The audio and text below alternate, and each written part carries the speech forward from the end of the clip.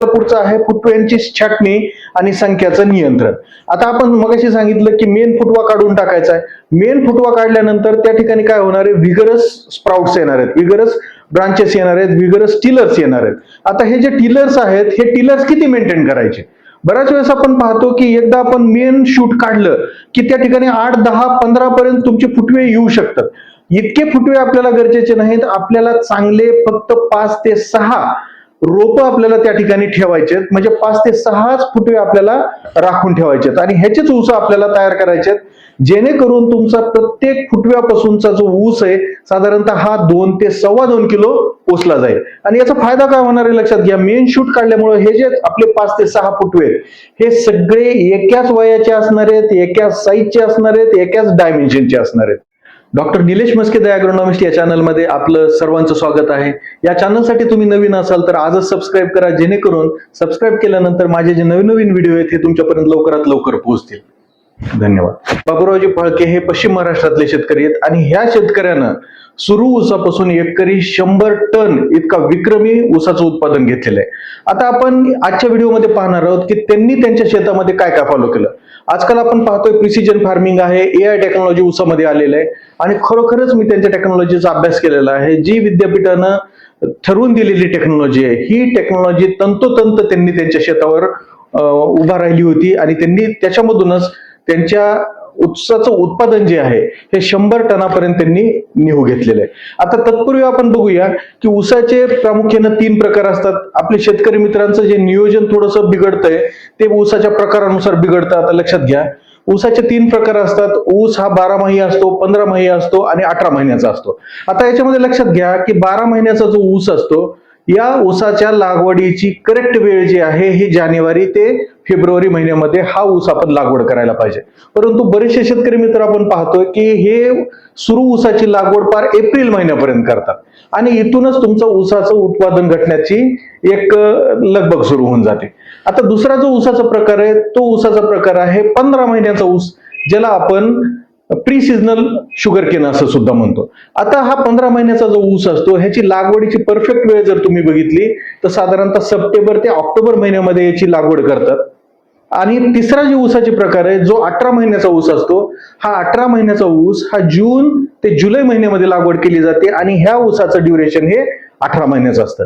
आता गंमत एक लक्षात घ्या, ऊसाची लागवड तुम्ही सुरू ऊस असू द्या जानेवारी फेब्रुवारी मध्ये करा, का आडसाली ऊसाची लागवड तुम्ही जून जुलै महिन्यामध्ये करा, का प्री सीझनल 15 महिन्याच्या ऊसाची लागवड तुम्ही सप्टेंबर महिन्यामध्ये करा, परंतु हे तिन्ही ऊस हार्वेस्टिंगला साधारणतः डिसेंबर ते जानेवारी फेब्रुवारीच्या दरम्यानच येतात आणि याच वेळेला आपले साखर कारखाने सुरू असतात. त्याच्यामुळे ही एक गोष्ट तुमच्या लक्षात असू द्या की हे जे फाळके शेतकरी आहेत यांनी सुरू ऊसापासून 100 टनाचं उत्पादन प्रति एकर एरियामधून घेतलेलं आहे. आता आपण त्यांनी जे ठरवून दिलेल्या टेक्नॉलॉजी आहेत त्या टेक्नॉलॉजी त्यांनी कोणत्या प्रामुख्याने टेक्नॉलॉजीचा वापर केलेला आहे हे आपण बघूया, कारण ते समजल्याशिवाय आपल्याला कळणार नाही 100 टनाचं उत्पादन आपल्याला कसं घ्यायचं आहे. आता याच्यामध्ये पहिला मुद्दा जो आहे तो आपण पहिला मुद्दा घेऊया, बेणे प्रक्रिया आणि ऊसाच्या बेण्याची निवड. आता ऊसाच्या बेण्याची निवड करत असताना सगळ्यात महत्वाचं जो त्यांनी काम केलेलं आहे, तर त्यांनी सगळ्यात महत्वाचं काम केलेलं आहे की ऊसाच्या बेण्याची निवड करत असताना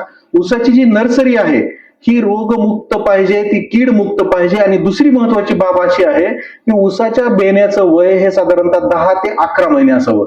11 महिन्याच्या वरचा ऊस आपण बेण्यासाठी ऊस म्हणून निवडू नये. आणि ऊस आणल्यानंतर एक लक्षात घ्या की ऊस आपण लागवडीसाठी आणल्यानंतर जो वरचा 1/3 भाग आहे तोच आपण बेण्यासाठी वापरायचा आहे. खालचा जो गोड भाग असतो ऊसाचा तो गोड भाग आपण डिस्कार्ड करायचा आहे, तो बेण्यासाठी वापरायचा नाही.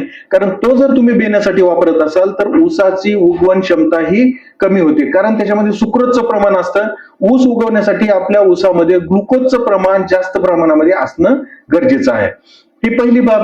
दुसरी बाब लक्षात घ्या की ऊसाचं बेणं तयार करत असताना बरेच शेतकरी काय करतात, कोयत्याच्या साह्यानं ऊस चाळतात.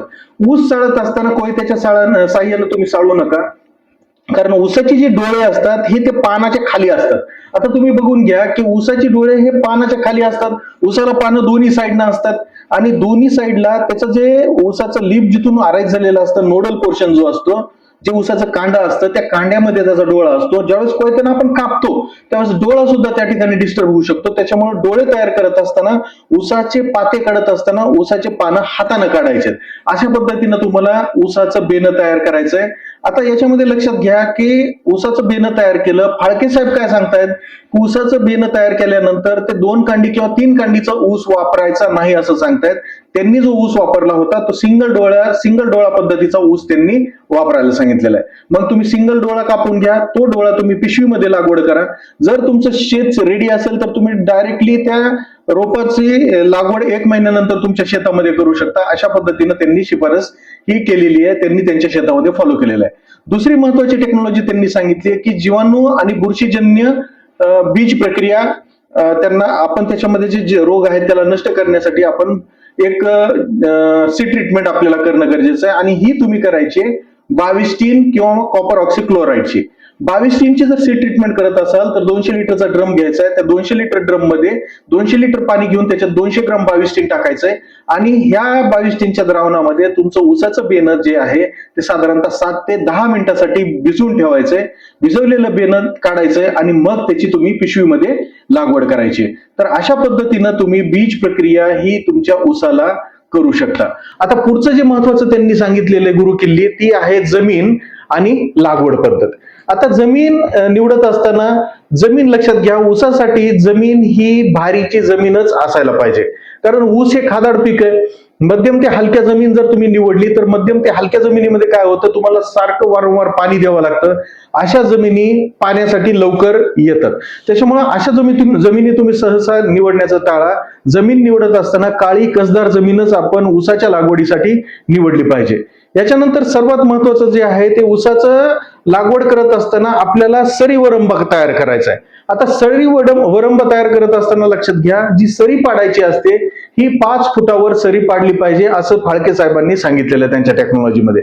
म्हणजे ज्यावेळेस त्यांनी 100 टनाचा उतारा काढला त्यावेळेस त्यांनी त्यांच्या ऊसाची जी लागवड आहे ही 5 फुटावर सरी काढून केलेली आहे. आता त्यांची शिफारस जी आहे लक्षात घ्या की शिफारस त्यांची आहे की सिंगल आय बर्ड मेथडनं त्यांनी लागवड करायला सांगितली आहे. 2 डोळ्याचा किंवा 3 कांड्याचा ऊस तयार करू नका. ऊस तयार करत असताना सिंगल डोळ्याचा ऊस तयार करायचा आहे. तो नर्सरीमध्ये पिशवीमध्ये लावायचा आहे किंवा प्लग ट्रे मध्ये लावायचा आहे आणि तो ऊस साधारणतः 1 महिन्याचा झाल्यानंतर आपल्याला ट्रान्सप्लांटिंग करायचे. ट्रान्सप्लांटिंग करत असताना सुद्धा आपल्याला करायचंय की त्या ठिकाणी तुम्ही लक्षात घ्या की जमिनीमध्ये हे रोप लागवड करत असताना जास्त खोलीवर याचं रोप लावायचं नाहीये किंवा सिंगल डोळा जर लावत असाल तर जास्त खोलीवर लावायचा नाही. हा डोळा लावत असताना फक्त 2 ते 3 सेंटीमीटर पर्यंतच माती उकरायची आणि माती उकरून त्याच्यामध्ये हे जे आपलं रोप आहे ते बसवायचंय. याच्यामुळे काय होतं मित्रांनो, याच्यामुळे असं होतं की मातीचा जास्त भार पडत नाही आणि कोंब उगवण्यासाठी त्याला जास्त एफर्ट्स घ्यावे लागत नाही आणि अशा पद्धतीने ऊस हा खूप सशक्त उगवतो आणि हा सशक्त उगवलेला ऊस हा पूर्ण युनिफॉर्म दिसतो. आता अत्यंत महत्वाची बाब अशी आहे, लक्षात घ्या की आपण 5 फुटावर सरी काढलेली आहे. आता ही जी सरी आहे 1 लांबीची सरी असते. ह्या 1 लांबीच्या सरीमध्ये लागवड करत असताना 1 मीटर लांबीमध्ये, एक लक्षात घ्या, 1 मीटर लांबीमध्ये करत असताना हे जे एक रोप आहे, एक डोळा असलेलं रोप आहे, हे रोप एक रोप ह्या सरीमध्ये 1-1 फुटावर लागवड करायची. म्हणजे साधारण तुमच्या 1 मीटरच्या सरीमध्ये साधारणतः 3 ते 4 रोप फक्त तुम्हाला बसवायची आहेत. लक्षात आलं?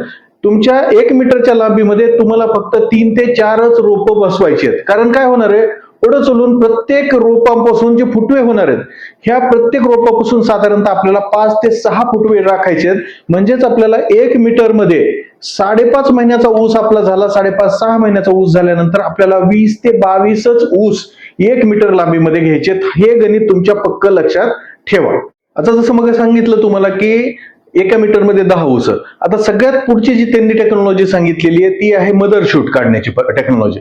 आता मदर शूट काढत असताना लक्षात घ्या की लागवड केलेली आहे. लागवड केल्यानंतर आता आपले ऊस उगवून येणार आहे. उगवून आल्यानंतर काय करायचंय की त्याला फुटवे फुटणार आहेत. ऊस 2.5 ते 3 महिन्याचा झाल्यानंतर त्याला फुटवे फुटायला सुरुवात होतील.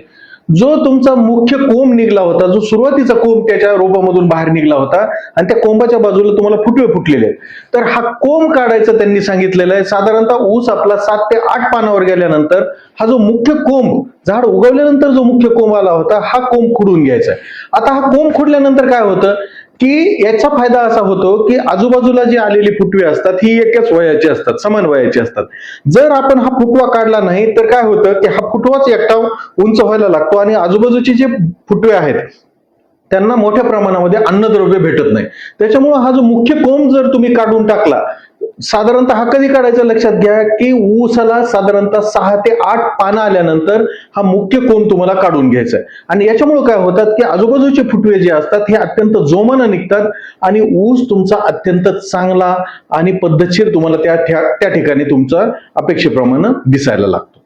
आता आपल्याला पुढचा मुद्दा पाहायचा आहे